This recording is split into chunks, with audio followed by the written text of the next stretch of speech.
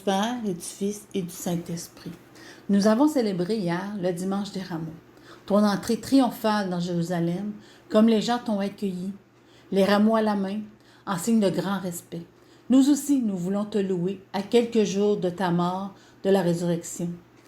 Les rameaux que nous créons cette semaine nous servent de rappel de ta gloire et de ton amour que nous portons, toi, notre Roi et notre Sauveur. Au nom du Père et du Fils et du Saint-Esprit. Amen. C'est moi, c'est nous, c'est qui l'on est. Samuel Genest.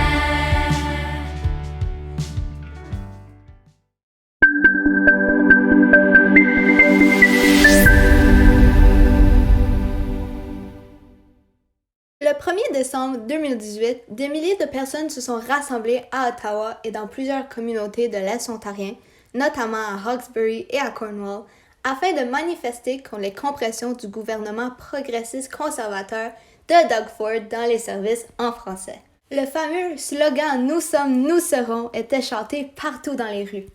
En effet, la communauté franco-ontarienne avait comme demande de ramener les pouvoirs aux commissaires, de s'assurer qu'il y ait une diversité francophone en Ontario, en plus d'appuyer l'art et la culture. Comme conséquence, dans les mois suivant les manifestations, le gouvernement Ford a rétabli le projet d'université de l'Ontario français, c'est-à-dire une entente pour le financement et l'établissement de l'Université de l'Ontario français.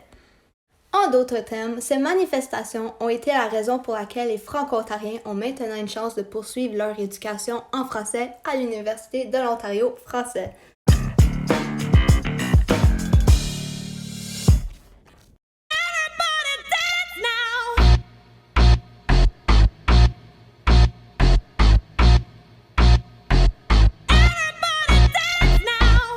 TikTok, ça a été inventé parce que c'est d'abord la seule plateforme dans laquelle on peut s'exprimer devant les adolescents.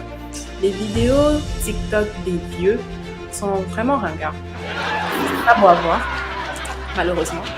Vous pouvez visionner le 5e Sam Débat à partir de demain sur la chaîne YouTube des Annonces du matin.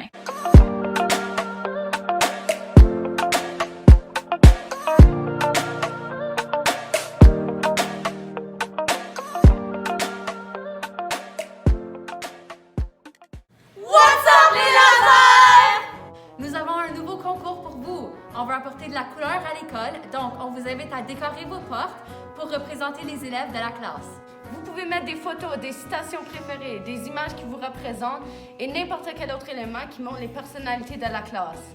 Vous avez jusqu'à mardi le 6 avril et la classe la plus représentative se mérite un dîner pizza. Participez en grand nombre, on a hâte de voir vos créations. Et maintenant, pour le défi du jour.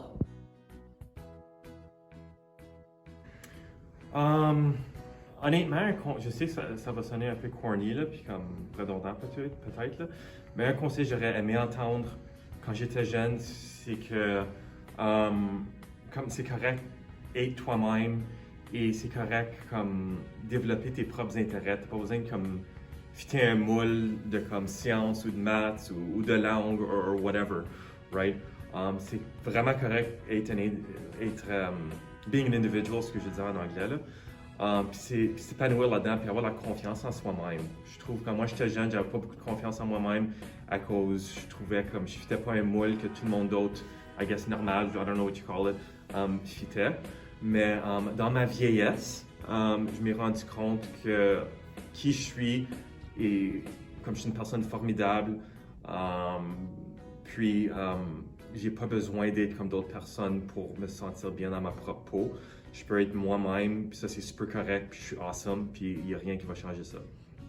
Cool. Le conseil que je donnerais aux élèves ou que je m'aurais donné à moi-même, c'est que tout a une saison de la vie et tout passe. En anglais, on dit « this too shall pass ». Donc, je pense que c'est une leçon que plusieurs d'entre nous, on a appris avec la pandémie dans la dernière année, certainement, mais c'est quelque chose que j'aurais aimé vraiment, auquel j'aurais aimé m'approcher plus jeune.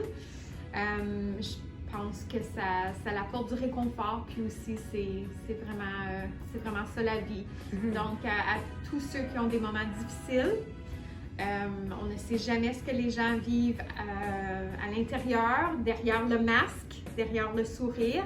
Donc, ne pas oublier ça aussi, mais se souvenir aussi que ceci aussi passera. Le conseil le plus important que j'aimerais partager avec les élèves, c'est celui de prendre des risques dans la vie. La vie est remplie d'opportunités, puis tu ne veux pas terminer ta vie avec une conscience de culpabilité, pensant que j'aurais dû faire ceci, j'aurais dû faire cela. Donc vous êtes jeunes, vous avez votre vie en avant de vous, prenez des risques.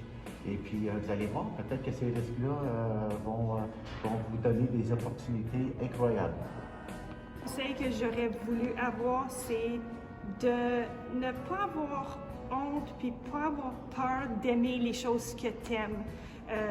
Pour ceux et celles qui m'ont déjà eu comme prof, vous savez à quel point je suis nerd, puis j'aime les animés, puis j'aime les super-héros, puis je vais à Comic-Con, mais au secondaire, à part Harry Potter, que tout le monde aimait, j'aurais jamais admis ces choses-là aux gens autour de moi parce que la culture d'être nerdy puis d'être geeky, c'était pas vraiment mainstream encore, puis c'est quelque chose que je cachais alors que je prenais tellement un plaisir d'en parler aux gens puis de partager ces choses, ces passions-là, ces intérêts-là que j'ai. Fait que moi, je dirais, si t'aimes ça, tant mieux pour toi, parle-en, cache pas ça, sois fier de qui tu es et des choses que tu aimes. OK, alors moi, le conseil que j'aurais aimé savoir, c'est dans ma vingtaine, d'investir le plus d'argent possible. Parce que vous le savez pas, mais quand tu as 20 ans, 1 $, c'est comme 7 $ plus tard quand tu es vieux. Donc, investis le plus que tu peux, puis tu peux atteindre ta liberté financière à 35 ans, puis te retirer à 40 ans. C'est ça!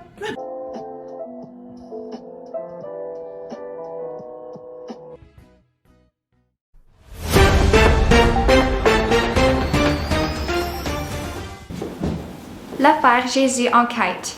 On va rejoindre immédiatement notre correspondant à Jérusalem, en chemin vers le sommet de cette colline nommée Golgotha, tout près de l'action Corinne.